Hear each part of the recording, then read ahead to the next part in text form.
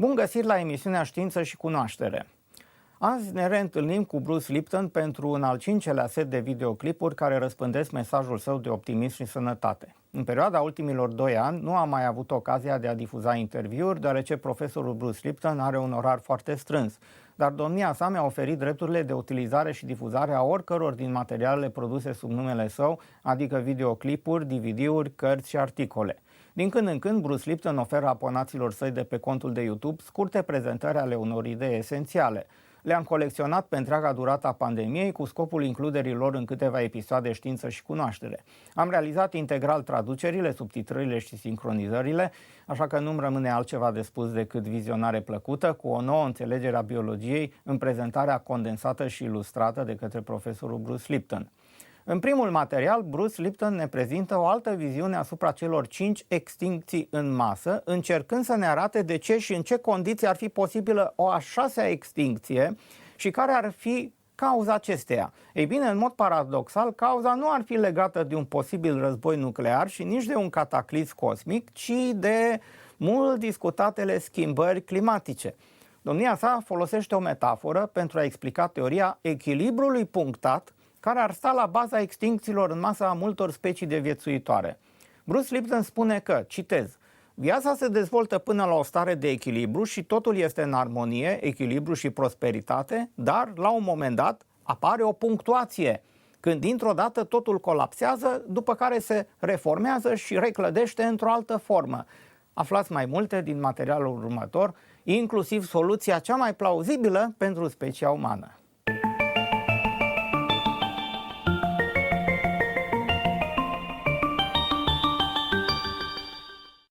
Our history reveals what our future can be. If we see a pattern, then we can use that pattern to understand where we're going. There is a pattern, and this is a pattern that separates us from Darwinian theory, which says evolution was just a very slow, progressive change of organisms, imperceptible over millions and millions of years of slight gradual changes that took us from a primitive bacteria to a human being. The reality of that continuous process has been successfully challenged.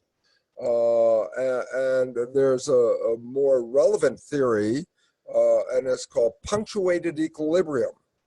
And what it reveals is that life builds up to a status of equilibrium and everything is harmony and balance and thriving. And then some punctuation occurs that all of a sudden shakes up the system. And it all comes back together again in a different form. In my perception, if I tried to give an analogy to this for the average person such as myself, there's this childhood thing that many of us played with called Etch-a-Sketch.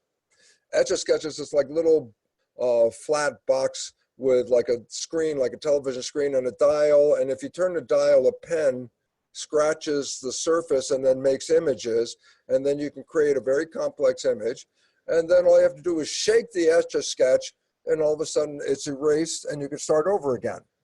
Well, our evolution is virtually Etch-a-Sketch, meaning nature builds up an entire structure, a punctuation causes the Etch-a-Sketch to shake, crashes the picture, and then starts a new picture again. This has already happened 5 times on the planet, so that the results of this is not a suggestion or hypothesis. This is actually an established fact that life was thriving, and 5 different times this wonderful thriving mass of life on the planet was affected by something that caused it to be wiped out, and evolution started all over again. 5 times this happened.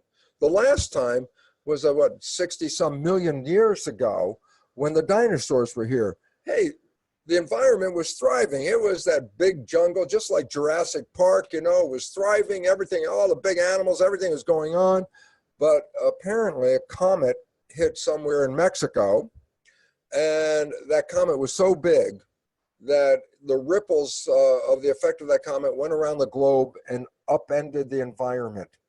And these are called mass extinctions. 5 times this has happened, and somewhere between 70 and 90% of life gets wiped out. And then it starts over again. So has this happened? Yeah, it's happened. It's happened 5 times. But more importantly, at this very moment, we are in the 6th mass extinction. We are losing species of organisms on this planet faster than many of the previous 5 mass extinctions. And the part that why it's relevant to our discussion at this moment is that human behavior is responsible for the current version of an extinction. Just to let you know, in 1970, they took a survey of how many animals were on the planet. 2 years ago, they redid the same survey, and the population of animals in 1970 has been reduced 62%. Essentially, only 1/3 of the animals are left on this planet compared to how many animals were there in 1970. We are in the experiencing of a mass extinction. And so the idea is that we are the ones that have to change this particular activity. And to give you an idea that this is not the first time human civilization has experienced this, many series of human civilizations have been here and disappeared. Disappeared? Like, where the hell did they go? And the answer is this. Studies is of a civilization that was uncovered in Turkey called Göbekli Tepe. Göbekli Tepe was a vast civilization at that time, very large number of people living in Turkey in this area. And what's important is they were there up until about 10,000 years ago.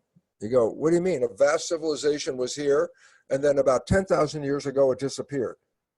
And you go, well, wait, doesn't our history tell us that civilization only appeared about 5,000 BC? And I go, yeah, that's pretty much incorrect history, because now we recognize there have been civilizations that have been here and have gone.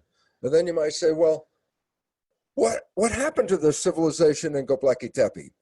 Well, we don't know exactly what happened, but I can tell you something very, very totally interesting. And that is, well, many civilizations get lost in erosion and get buried by dirt and dust over time, and we dig them up in archaeological finds. Göbekli Tepe was a city that was manually buried, a whole city that was manually buried. They took the dirt and the rocks, they filled up the buildings, layered over the whole thing. And so current day archaeologists, when they saw this area, it was just like a smooth hill. It was when they started digging underneath, they found all these buildings. Then you go, oh my God, there was a civilization here 5,000 years before we even thought civilization started. Massive enough to build this thing. And then you might say, well, what happened to that civilization? Okay, we don't really know, but guess what? In looking at the time scale of the civilization, it turned out that this civilization disappeared at one of the last major upheavals of climate change. And you go, what do you mean climate change? Well, climate change is periodic. The Earth goes through ice ages and then warm ages, and ice ages and warm ages, periodic. I go, why is it relevant? What happened to Göbekli Tepe? It disappeared at a period of climate change. You say, why should it have disappeared? And the answer is this: where is Göbekli Tepe? It's in Turkey. I go, and what's the environment like? And I go, it's pretty much scrub desert. Now, I go, but wait, if 10,000 years ago there was a thriving civilization, where'd they get their food? And the point was simply this: climate change took an area that was originally rich and growing crops in Turkey and has since turned it into a scrub desert. People couldn't live there anymore. Why? You couldn't grow any food. You couldn't survive there. Where'd the city go? They left. Why? Climate change. I go, relevance? Welcome to today's version of climate change. Will it change civilization? 100%. Why? Where are you going to get your food from? What do you mean, Lipton? I go, oh, no, you get it. You see, if climate change occurs, you cannot depend on agriculture. Why? Well, is the new climate, is it going to rain? Oh, it's not going to rain. It's going to turn into a desert. Oh, well, then guess what? You can't live here anymore. And this is what the issue is about climate change. Well, people are thinking climate change, whatever peripheral issue, it's like, no. Fundamental problem with climate change, it changes agriculture. How can you grow food in an environment whose climate will change to such an extent it can't grow the food? I mean, California just dealt with about 8 years of drought and affecting the system so much that farmers got rid of livestock because they couldn't grow the feed for them. Well, the livestock made the dairy that made California the big dairy state that it is. California provides 50% of the food for the United States. Yeah, and what happens in a drought? Nothing is growing. They cut down the nut trees, they cut down all kinds of things. Why?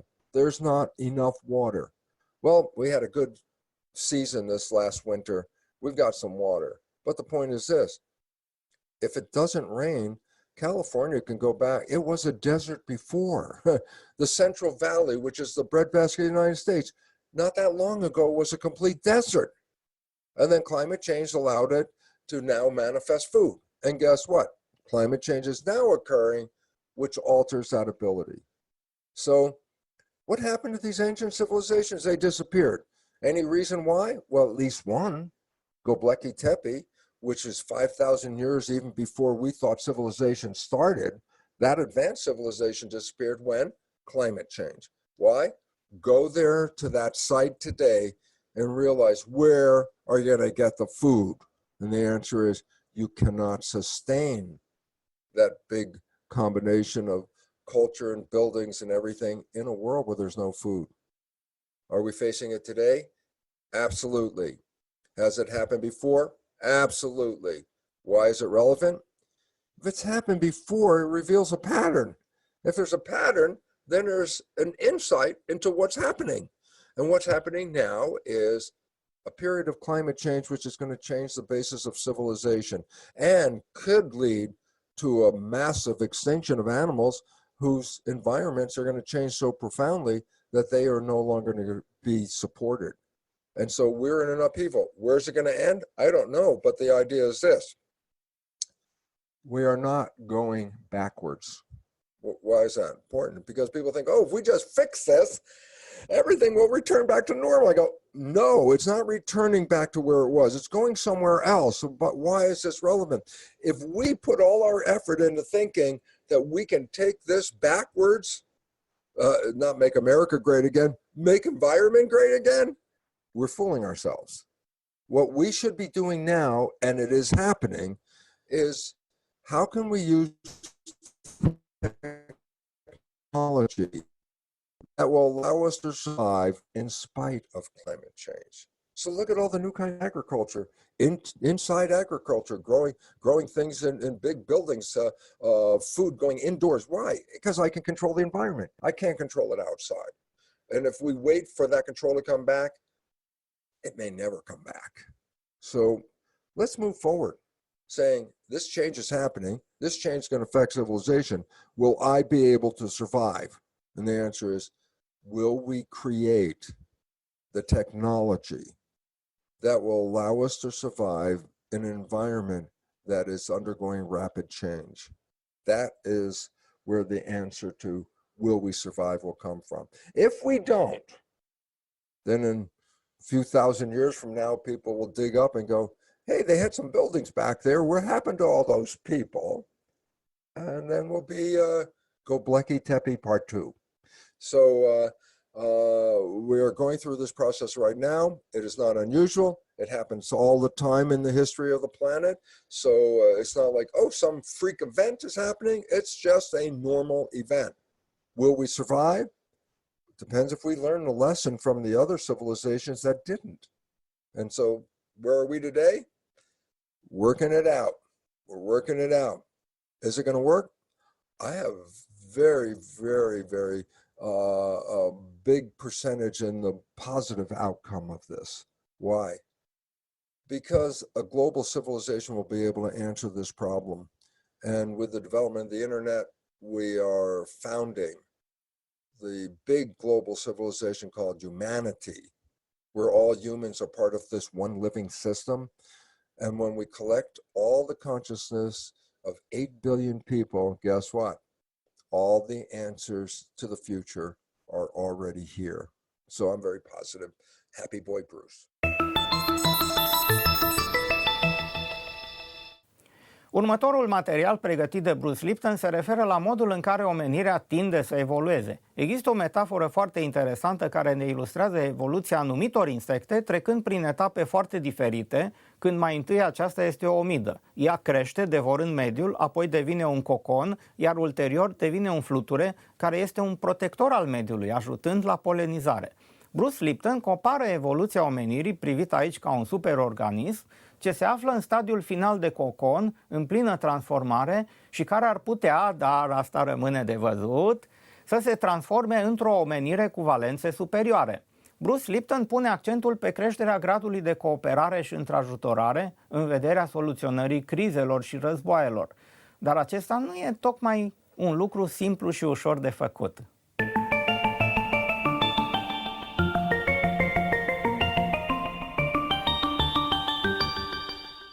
When you look on the internet or read the newspaper or watch the TV news, you start to see there's an upheaval going around this planet.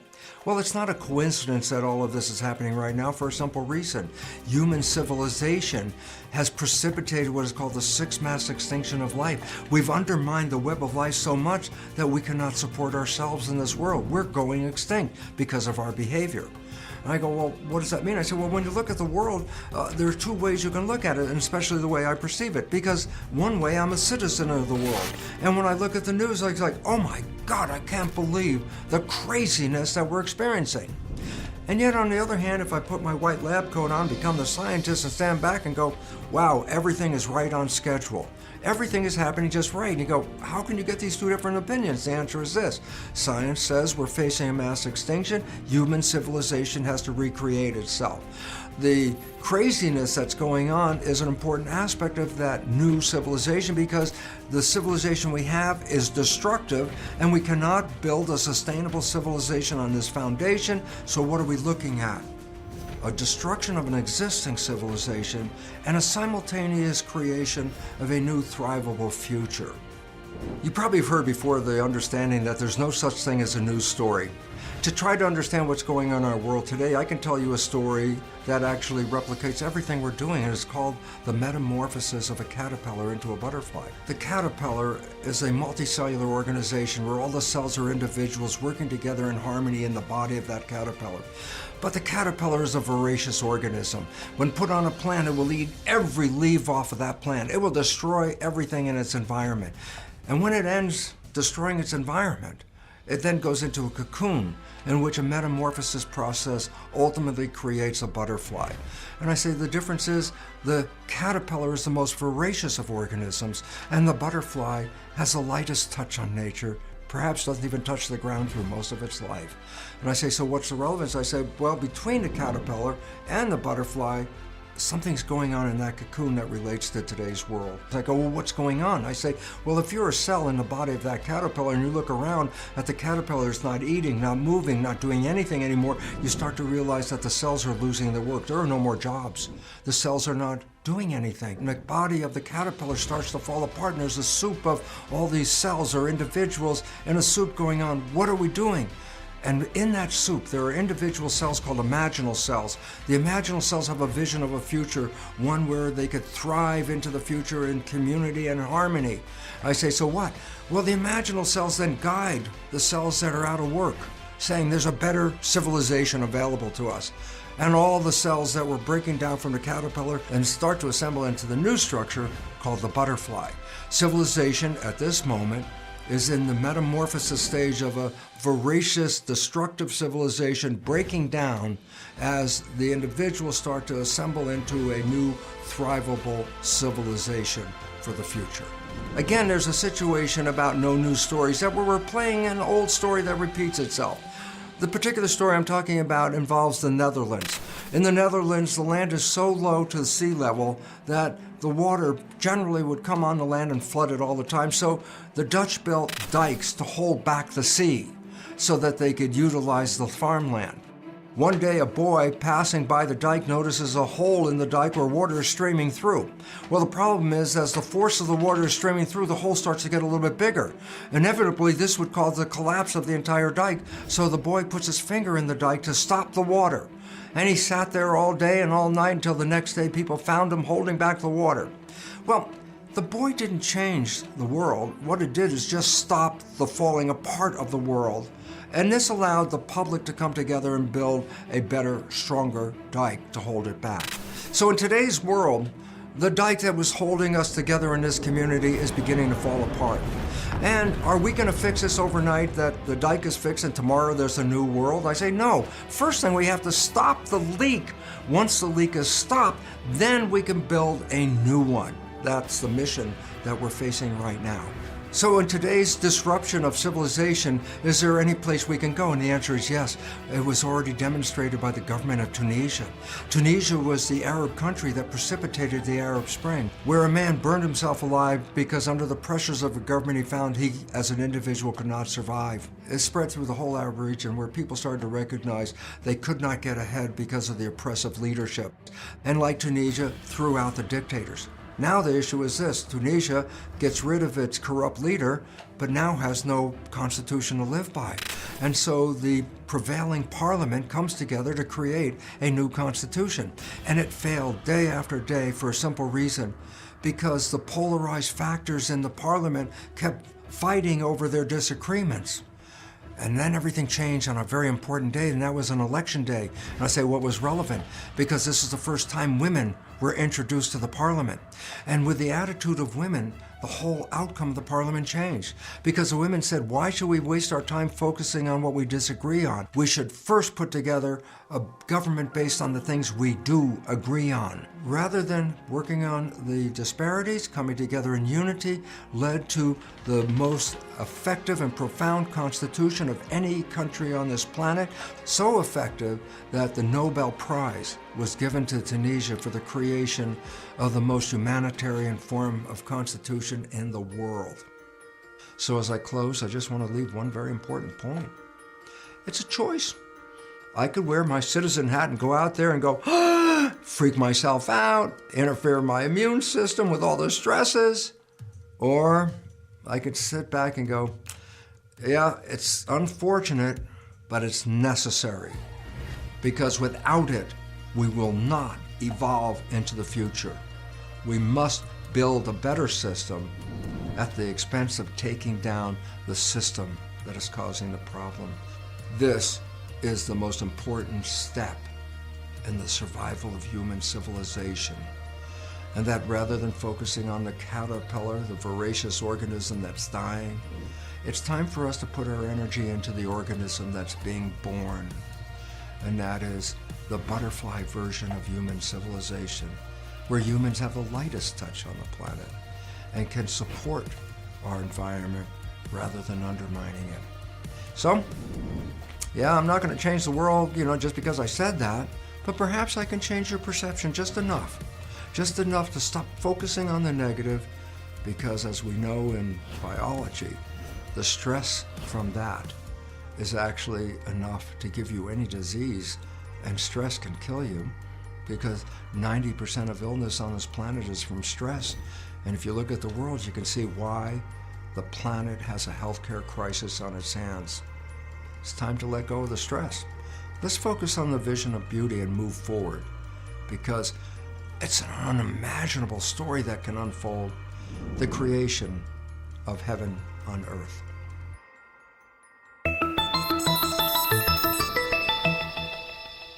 În continuare, Bruce Lipton ne descrie un eveniment din viața sa din perioada începuturilor sale, când se pregătea să renunțe la dogma academică și să devină unul dintre cei mai importanți promotori ai epigeneticii, o știință aproape nerecunoscută la acea vreme.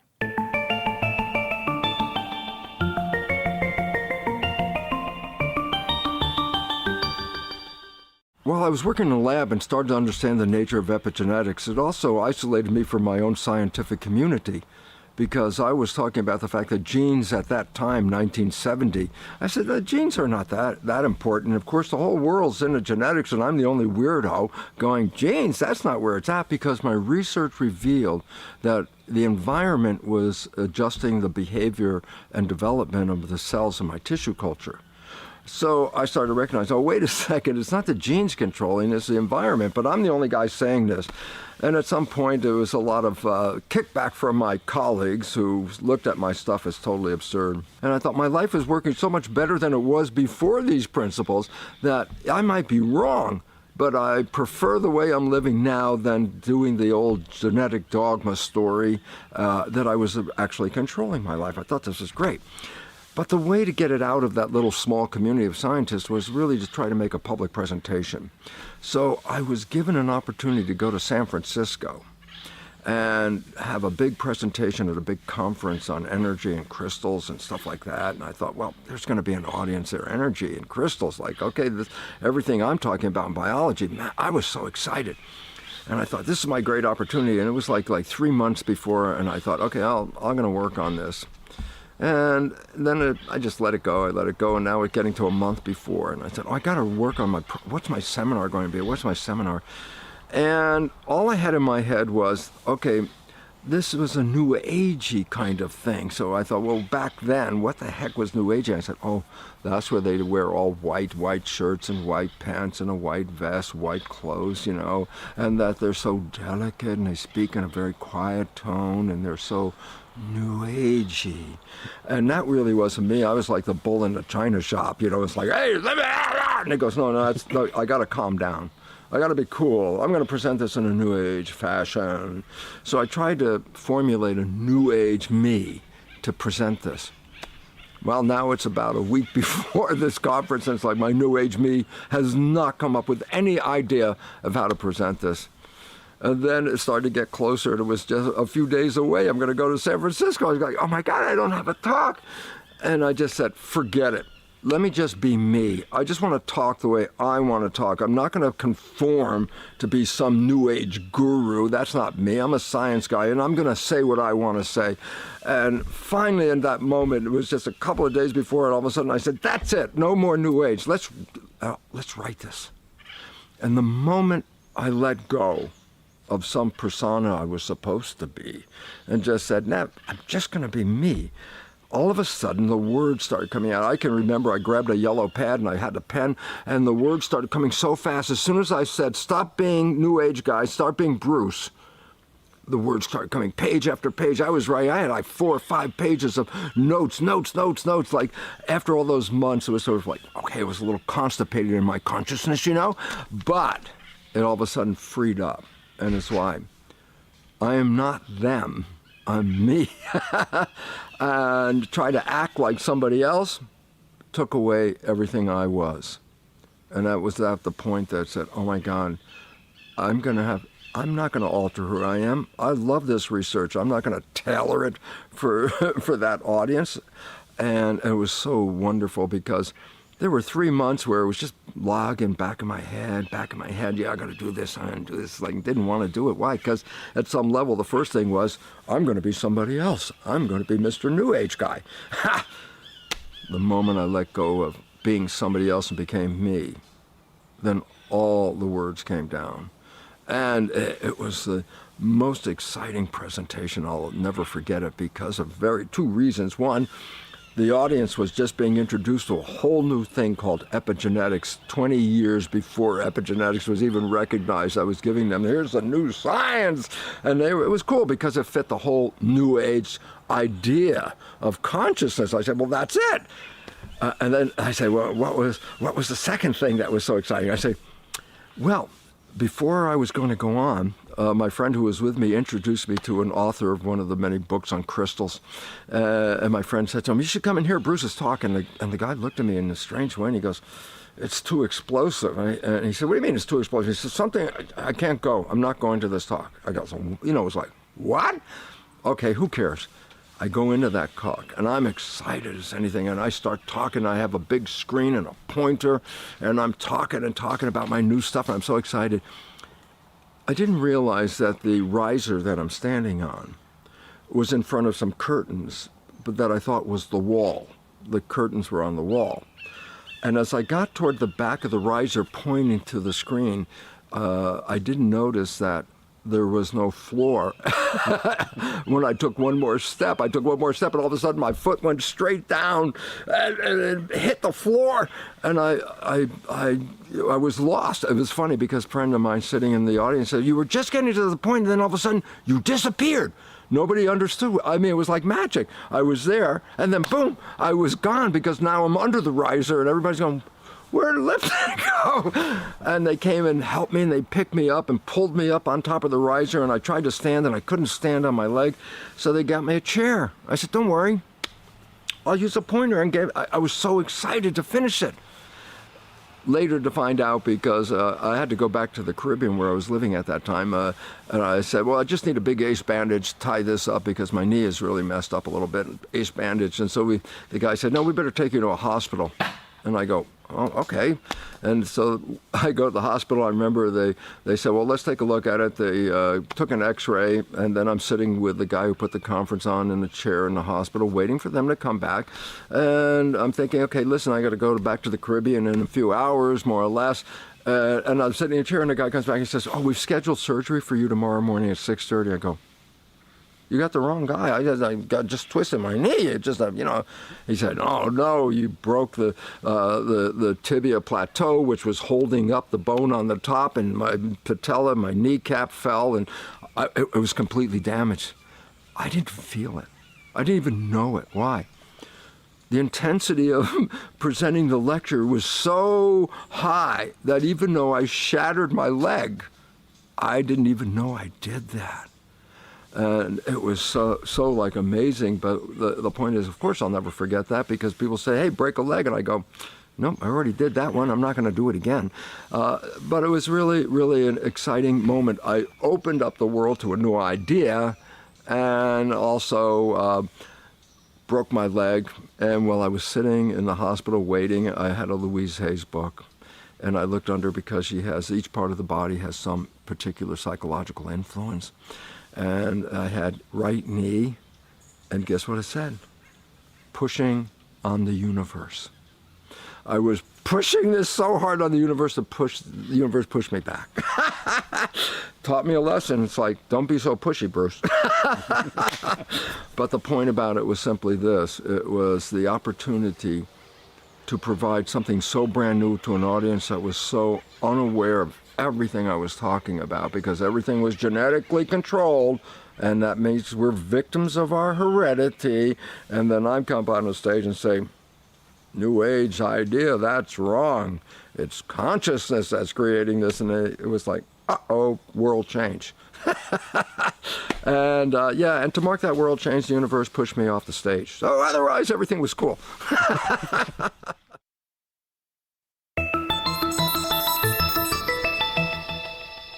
În următorul videoclip, Bruce Lipton ne dezvăluie faptul că genele nu controlează destinul și viața noastră. Deși acest fapt a mai fost comentat în materialele sale, totuși e interesant de a face o reactualizare bazată pe alte exemple și metafore create cu atât de multă inteligență de Bruce Lipton.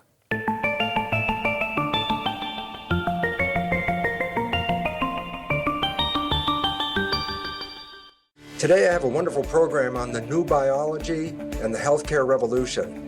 This is science based on the research that I did while I was teaching at the University of Wisconsin School of Medicine, and later doing some pioneering research on stem cells at Stanford University. This is an introduction of how we can connect the energy medicine to the conventional biology that we've read about in schools. When Isaac Newton was looking at the nature of the universe and the movement of the planets and the stars, he invoked the idea of Descartes that the universe was like a giant machine. And the significance is that in his data, the only thing he offered in the equation were physical characteristics of the planets and their movement, no invisible energetic characteristics. So the science that Newton was working on was a science based on the physical material world. So the science that evolved from Newton has been called scientific materialism. And scientific materialism means if you want to understand the nature of the universe and everything in it, such as us, then you don't have to look for invisible forces. You just study the physical realm. Mind and the invisible forces were eliminated from understanding the nature of the human body.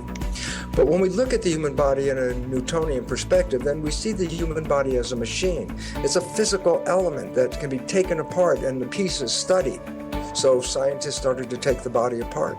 First there was gross anatomy, where they just started to look at what you could see with your eyes only. Later, when the microscope evolved, then they discovered what is called microscopic anatomy, where you then looked at those structures like the muscles and the organs and the glands, but you now looked at them with a microscope and looked at the cells and the tissues. And then after that, a new field came in, which is called biochemistry, which then further took the machine apart down to smaller and smaller pieces. Well, the final taking apart of the body really occurred in 1953, and that's when the double helix image offered by Watson and Crick ended the search for how biology worked.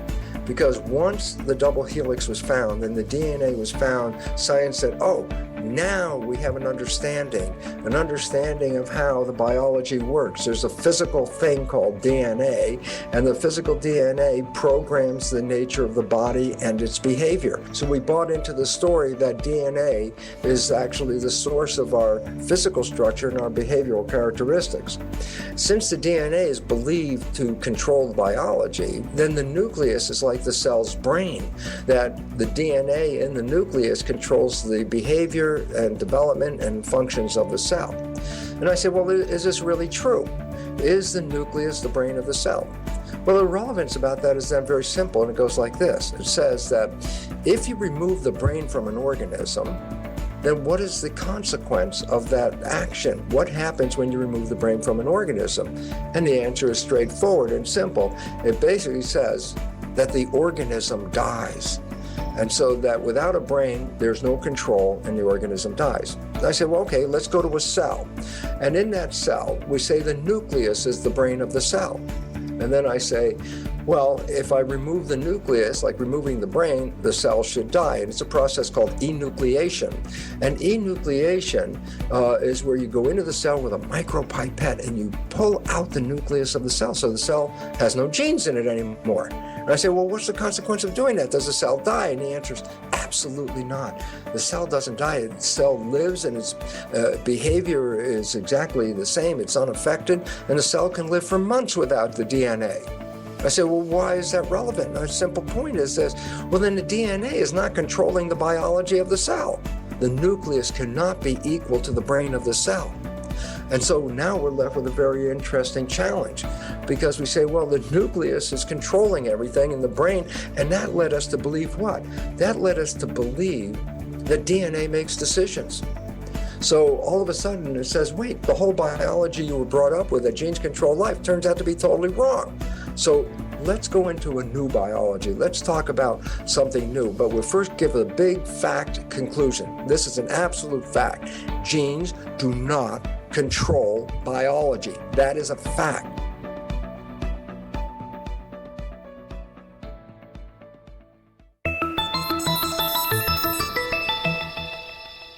În continuare, Bruce Lipton ne ilustrează metaforic funcționarea sistemelor și organelor biologice comparate cu funcționarea unei orchestre care interpretează o simfonie. Dacă interpreții orchestrei nu își cunosc partitura sau dacă dirijorul ei nu conduce corect orchestra, atunci întregul ansamblu este în disarmonie. La fel se întâmplă și în corpul uman. Aflați mai multe detalii din materialul care urmează.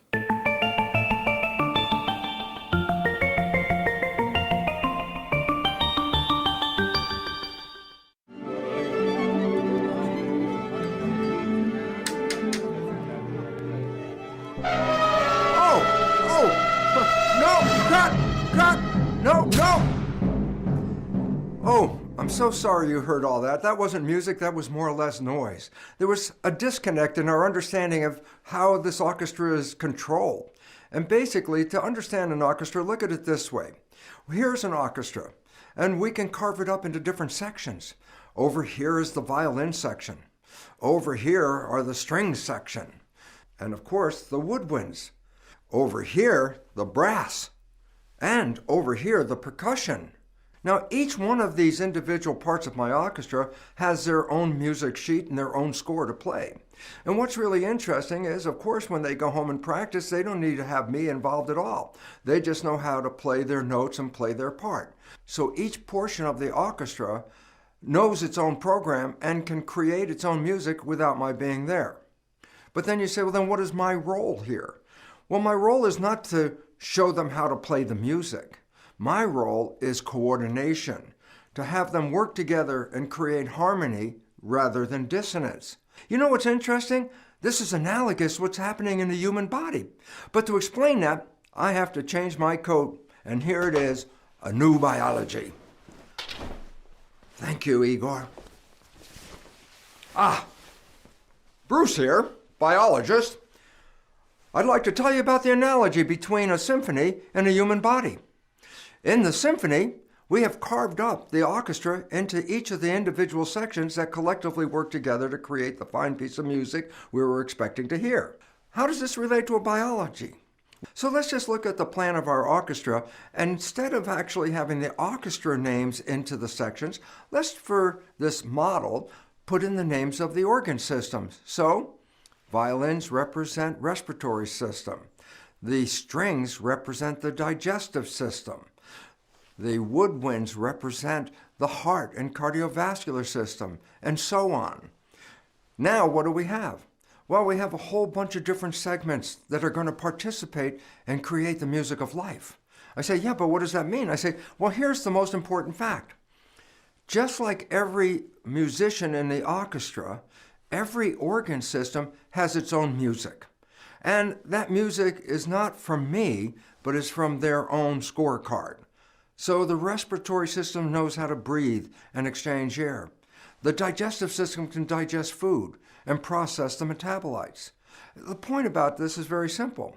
The function of each organ system is actually controlled by the music within that organ system. Each organ system has a mini satellite brain that helps coordinate the function of all the cells in that community. Now, these brains are called ganglia. Now, here, for example, is a picture of the gut. And in the muscular wall of the gut, you can see a cluster of nerve cells. This is a ganglion. Again, it's sort of like a satellite brain. The ganglion will coordinate the actions and functions of this entire system all by itself. And so each system can actually work and do its own job without the intervention of the nervous system. For example, you can dissect the digestive system out of a human body, and here it is, stretch it out, esophagus on one side, anus on the other side, and you know what? You could just put a piece of food in the digestive tract in the esophagus, let go, and guess what?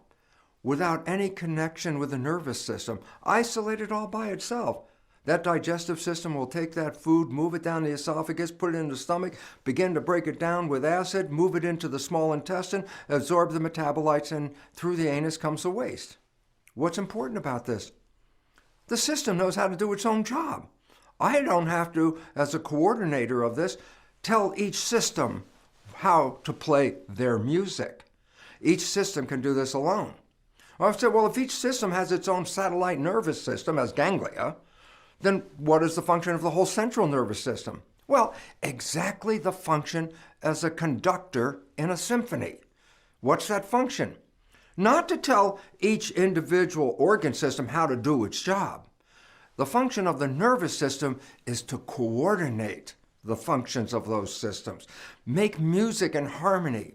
And if the coordination goes bad from the nervous system, rather than health, we actually have disease. And disease is related to dissonance of an orchestra that's not playing in harmony. But if you can bring the organ systems back into harmony, then harmony means health.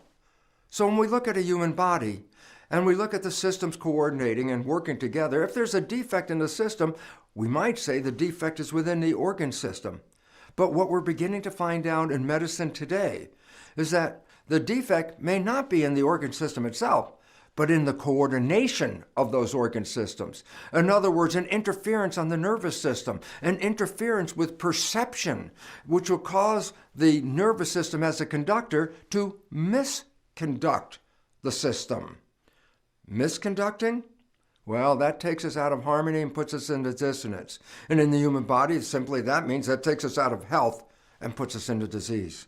To introduce the nature of what I mean about the body being like an orchestra, I have a neat experiment to reveal to you. Of course, in my laboratory, I was cloning cells, so I cloned a whole bunch of me. So let's invite the clones up here. Come on up here. Clone 1. Clone 2. Clone 3. And clone 4. Interestingly, every one of these clones has learned a very famous song, Row, row, row your boat. And what I'm going to show you is how they can work together and create harmony. Or, when they're not working in harmony, how the dissonance can lead to disease. Clones, are you ready? Let's hear it. Row, row, row, row. No. I apologize. That wasn't music, that was noise. Actually, more it was, in my term, cacophony. Oh, okay, I mean cacophony, a bunch of noise. But let's turn this into music. So I'm going to start again, and this time I'm going to be conducting. Ready, team? 1, 2, 3, 4. Row, row, row your boat gently down the stream. Merrily, merrily, merrily, merrily, life is but a dream. Row, row, row your boat merrily down the stream. Merrily, merrily, merrily, merrily, life is but a dream. Life is but a dream. Wow, that was so much more beautiful and so much more harmony. So the conclusion is very simple, is that if the conductor can coordinate the action of each of the individual groups rather than noise, we can make music. And the music of harmony is the music of health.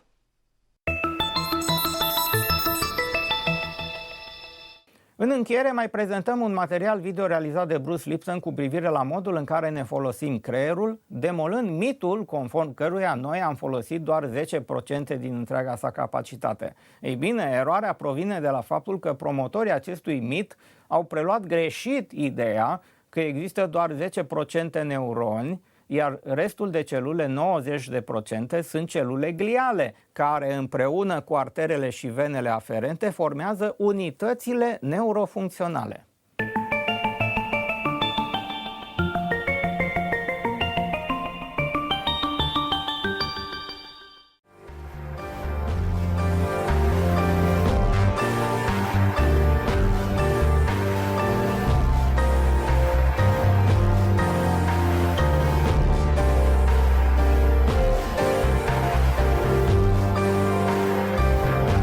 Hi, dear friends, cultural creatives, and imaginal selves everywhere. Bruce back.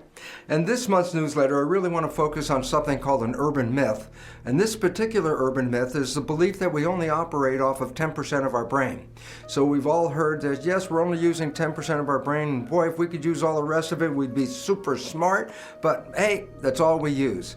Firstly, where did that number come from, 10%? A long time ago, when putting the body together through an understanding of histology and the cells that make up organs, a study of the brain revealed one very important fact, and that is only 10% of the brain was made up of neurons.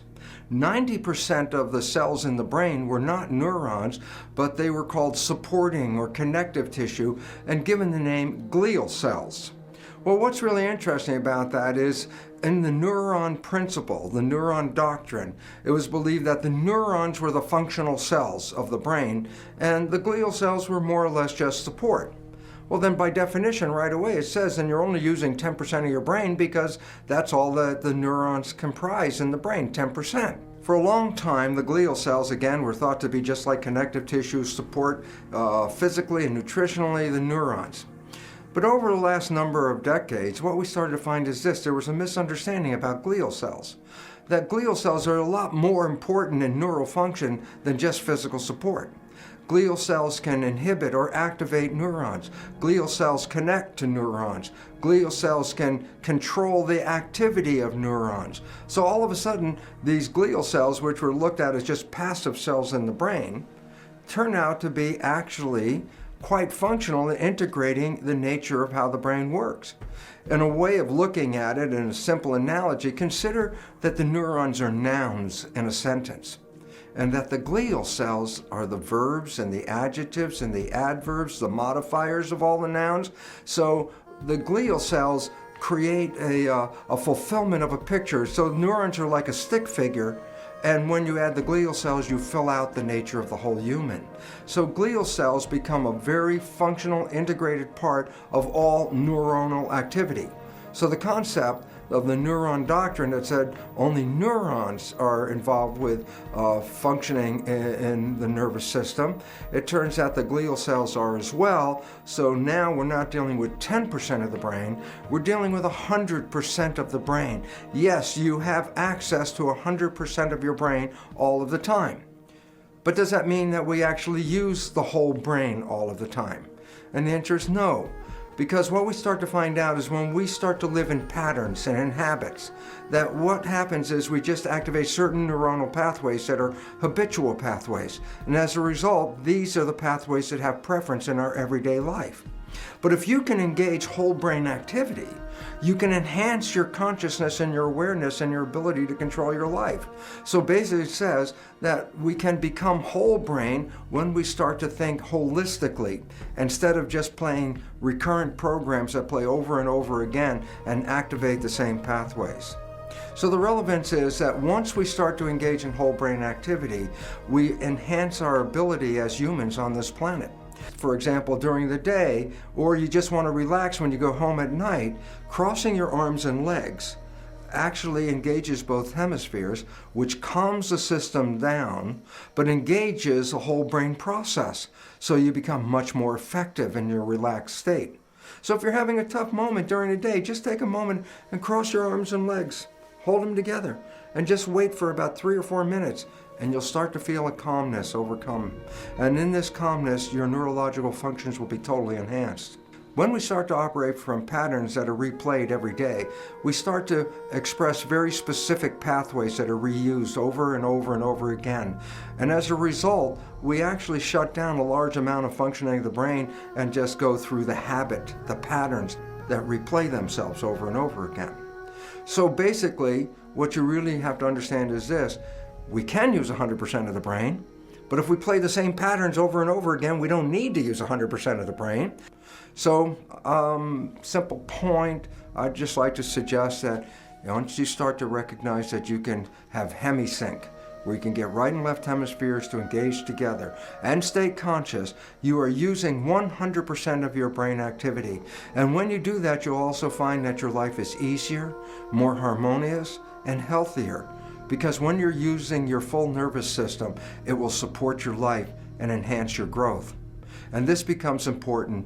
So don't get stuck that I'm only using 10% of my brain. That story is false. You can use 100%, and it's available to us. And basically all you have to understand is this: stay conscious, stay mindful, and stop playing the same patterns over and over again, because that opens up an opportunity to create new behavior when you stop playing the programs.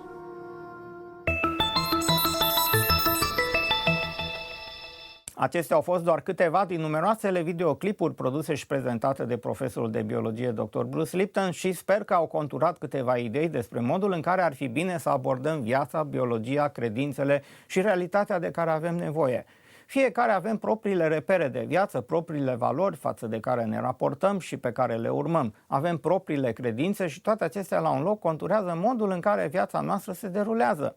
Dacă lucrurile nu merg așa cum ne-am dori, atunci e nevoie de schimbări în stilul de viață. Cu cât mai grave sunt aceste probleme, cu atât mai intense, profunde și dificile vor deveni aceste schimbări. Așa că avem nevoie de exemple vii care să vină din partea celor care au reușit, iar Bruce Lipton este cel mai bun exemplu pe care vi l-am putut oferi în nenumărate episoade difuzate până în prezent.